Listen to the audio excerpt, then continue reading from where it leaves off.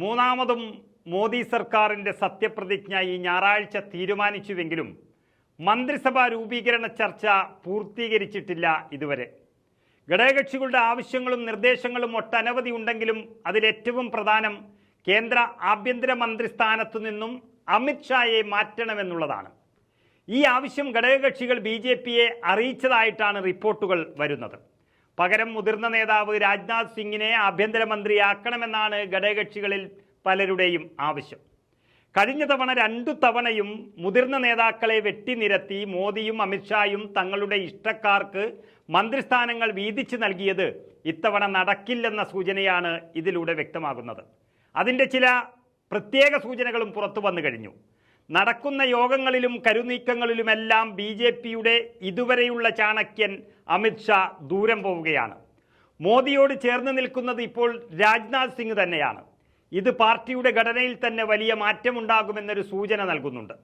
തെരഞ്ഞെടുപ്പ് ഫലത്തിന് പിന്നാലെ തിരശീലയ്ക്ക് പിന്നിൽ പോയ സ്വയം രാഷ്ട്രീയ ചാണക്യൻ എന്ന് വിശേഷിപ്പിക്കുന്ന അമിത്ഷായുടെ നില വരും ദിവസങ്ങളിൽ വലിയ രീതിയിൽ പരുങ്ങലിലാവുമെന്ന സൂചനയാണ് നമുക്ക് ലഭ്യമാകുന്നത്. മോദി അമിത്ഷാ ഏകാധിപത്യത്തിനെതിരെ പാർട്ടിക്കുള്ളിലെ അസ്വാരസ്യങ്ങൾ മറനീക്കി പുറത്തുവരുമെന്നാണ് സൂചന.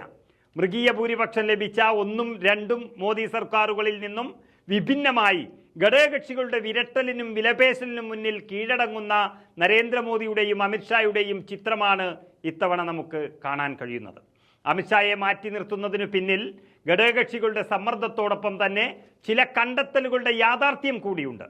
2ാം മോദി മന്ത്രിസഭയിലെ ആഭ്യന്തരമന്ത്രിയായിരുന്ന അമിത്ഷായാണ് ഈ രാജ്യത്ത് ഇത്രയധികം വർഗീയ വിഷം ചീറ്റുന്ന രീതിയിലേക്ക് എത്തിച്ചതെന്നും വർഗീയ കോമരങ്ങൾ കഴിഞ്ഞാടാനുള്ള ധൈര്യം അമിത്ഷായായിരുന്നു എന്നും സംശയത്തിനതീതമായി മനസ്സിലാക്കിയിരിക്കുന്നു. ഇനി എന്ത് ഹിന്ദു ഭൂരിപക്ഷ പ്രദേശമാണെങ്കിലും ഇന്ത്യ ഒരു മതേതര രാഷ്ട്രമാണ്. 80% ജനങ്ങളും മതേതരത്വത്തിൽ വിശ്വസിക്കുന്നവരാണ്.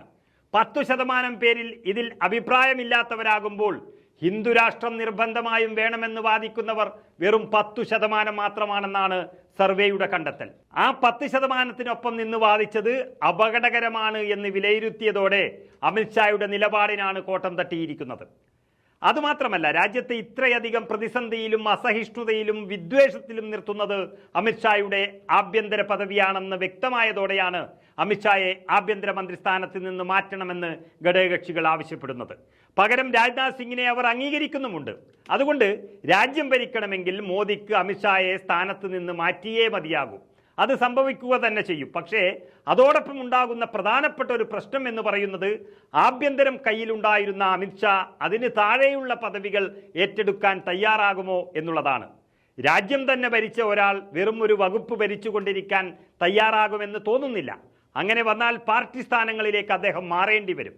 എന്നാൽ ശിവരാജ് ചൗഹാനെയും നിർമ്മല സീതാരാമനെയും ഒക്കെയാണ് ഇപ്പോൾ അധ്യക്ഷ പദവിയിലേക്ക് BJP കാണുന്നത് എന്നുള്ളത് കൊണ്ട് അതും ലഭിച്ചില്ലെങ്കിൽ അമിത്ഷാ മൂലക്കിരിക്കേണ്ടി വരും.